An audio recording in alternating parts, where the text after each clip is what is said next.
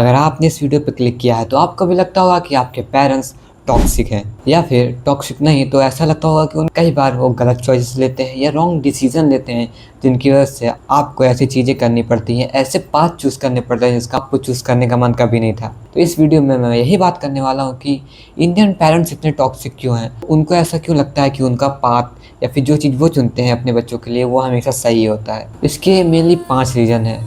पहला रीज़न है कंपैरिजन। वो 5 साल बाद जब अपने दोस्तों को गाड़ी खरीदते अपना घर बनाते देखोगे तो अपने आप को कोसोगे। अपने बच्चों को कंपेयर करते हैं। अगर उनका बच्चा पढ़ने में नहीं अच्छा है तो उस बच्चे से कंपेयर करेंगे जो पढ़ने में अच्छा हो, भले उसकी बाकी स्किल ख़राब हो। अगर उनका बच्चा किसी सर्टन चीज़ में नहीं अच्छा है, जैसे कि मैं खुद की एग्जांपल देता हूँ, मैं घर पे रहता हूँ, शांत रहता हूँ, मैं इतना घूमता नहीं हूँ, जबकि मेरे मोहल्ले के बच्चे बहुत घूमते हैं। तो वो मेरे घर पे उस चीज़ों को ध्यान में नहीं देके वो बाकी बच्चे से कंपेयर करते हैं। जैसे कि रैंडमली किसी इंसान को चुन लेंगे, चाहे वो उससे बड़ा हो छोटा हो कोई मतलब नहीं, और उसकी एक ट्रेट पकड़ लेंगे कि वो बच्चा उस चीज़ में इतना अच्छा है, तुम क्यों नहीं कर पाते हो। या फिर मेरे भाइयों को, बड़े भाइयों को कंपेयर करते हैं किसी और लड़के से कि वो इतना कमाता है, घर में देता है, तुम क्यों नहीं इतना कमाते हो, तुम घर में क्यों नहीं देते हो, तुम बाकियों से बात क्यों नहीं करते हो, अपने रिश्तेदारों से अच्छे से बात क्यों नहीं करते हो। तो मुझे लगता है कंपैरिजन एक बहुत बड़ा रीज़न है जिसकी वजह से हम बच्चों को वो सबसे ज़्यादा दिक्कतें झेलनी पड़ती हैं, क्योंकि वो उनको उस चीज़ से कंपेयर करा जाता है जो चीज़ शायद उनको करनी भी ना हो या उतनी मैटर भी ना करती हो। दूसरी चीज़ है एक्सपेक्टेशन। वो हमसे कुछ ज़्यादा एक्सपेक्ट करते हैं, ऐसी चीज़ जो वो नहीं कर पाए हों। जैसे कोई उनके ड्रीम हो, किसी का डॉक्टर बनने का ड्रीम होता है, किसी का इंजीनियर बनने का ड्रीम होता है, तो वो अपने बच्चों को दे देते हैं।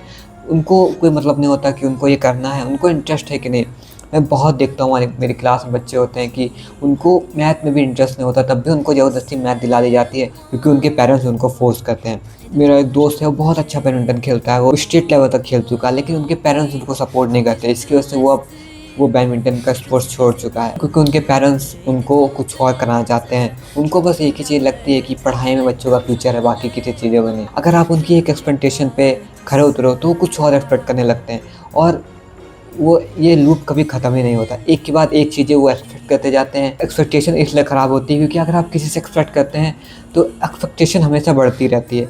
आप और उम्मीदें लगाते जाते हैं, वो एक चीज़ करेंगे, आप और सोचेंगे कि वो हमारे लिए और करे, और ये कभी ख़त्म नहीं होगी। किसी इंसान ने आपके लिए 10 चीज़ की है, लेकिन अगर वो एक चीज़ करने में नाकामयाब रहा जो आपने उससे एक्सपेक्ट की थी, तो अब वो बाकी 10 चीज़ें भूल के बस उस एक चीज़ पर ध्यान कर दोगे और उस इंसान को नापसंद करने लगोगे। थर्ड है अपब्रिंगिंग। मतलब उनकी अपब्रिंगिंग ऐसी हुई है, उनके पेरेंट्स ने उन पे इतना फोर्स किया होगा, उन्होंने उनको सिखाया होगा कि खेल कूद ख़राब होता है, बस पढ़ाई अच्छी होती है और मेहनत पे ध्यान दो, मेहनत ही सब कुछ होती है, तुम मेहनत के अलावा किसी और चीज़ से कुछ कर ही नहीं सकते हो तुम। वो उनको कोई ईज़ी वे बताया नहीं गया था, इसीलिए उनको ऐसा लगता है कि यही एक तरीका होता है। उनको ऐसा लव मिला होगा कि उनके पेरेंट्स से ज़्यादा अफेक्शन शो नहीं करते होंगे, जिससे वो हमको प्यार नहीं दे पाते हैं जो देना चाहते हैं। मतलब आपने सुना ही होगा कि आपको जिस टाइप का लव मिलता है, जिस तरीके से आपको बचपन में लव दिया जाता है, वो प्यार दिया जाता है, आप बड़े होकर वैसे ही प्यार शो करते हो। कोई इंसान को साइलेंट लव दिया जाता है कि उसकी केयर बस करी जाती है, दिखाया नहीं जाता है उसके किसी जो उससे प्यार करता है, तो आप भी वैसे हो जाते हो। आप किसी से प्यार करते हो लेकिन दिखा नहीं पाते हो, तो वैसे हमारे पेरेंट्स की अपब्रिंगिंग हुई है, तो उनमें उनकी भी कोई गलती नहीं है। फोर्थ है सोशल मीडिया। ये हम लोग के लिए पॉइंट है कि इतना ज़्यादा आजकल ये हो चुका है टॉक्सिक पेरेंट। हम अपने पेरेंट्स को बहुत ज़्यादा गलत समझने लगे हैं, हम उनका इंटेंशन नहीं देखते हैं। कोई पेरेंट्स अपने बच्चों का बुरा कभी भी नहीं चाहेगा। आपका कोई दोस्त हो, कोई भी आपका करीबी से करीबी, वो हमेशा चाहेगा आप ऊपर जाओ, लेकिन वो कभी नहीं चाहेगा कि आप उनसे ऊपर जाओ। सिर्फ आपके पेरेंट्स ये चाहेंगे कि हमारा बेटा हमसे भी बड़ा बने, हमारी बेटी हमसे भी बड़ी ऊंचाइयों पे जाए।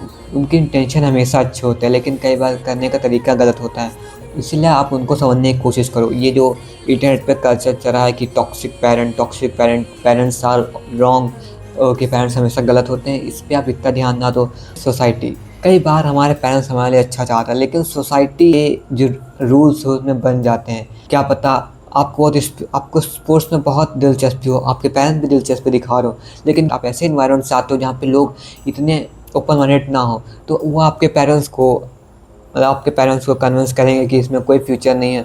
और जब इतने लोग बार बार कोई चीज़ कहते हैं तो आप ना चाहे भी उसको मानने लगते हो। इसीलिए कई बार आपके पेरेंट्स की कोई गलती नहीं होती, लेकिन सोसाइटी की वजह से कि उनको कुछ ना कहें, कि सोसाइटी हमें गलत ना समझे, हमारे हमें अलग ना कर दे खुद से, हमारे बेटे को, हमारी बेटी को अलग नज़रों से ना देखे, तो वो ऐसे कदम उठा लेते हैं जो शायद वो भी ना चाहें और उनको लग रहा हो कि हमारे लिए सही हो, लेकिन वो हमारे लिए सही नहीं होते। तो ये 5 थिंग्स थी जिनकी वजह से कई बार हमारे पेरेंट्स टॉक्सिक लगने लगते हैं या हो जाते हैं, लेकिन एट द एंड वो हमारा भला ही चाहते हैं। वो हमसे बहुत प्यार करते हैं, हम उनसे बहुत प्यार करते हैं। Thanks for watching, bye.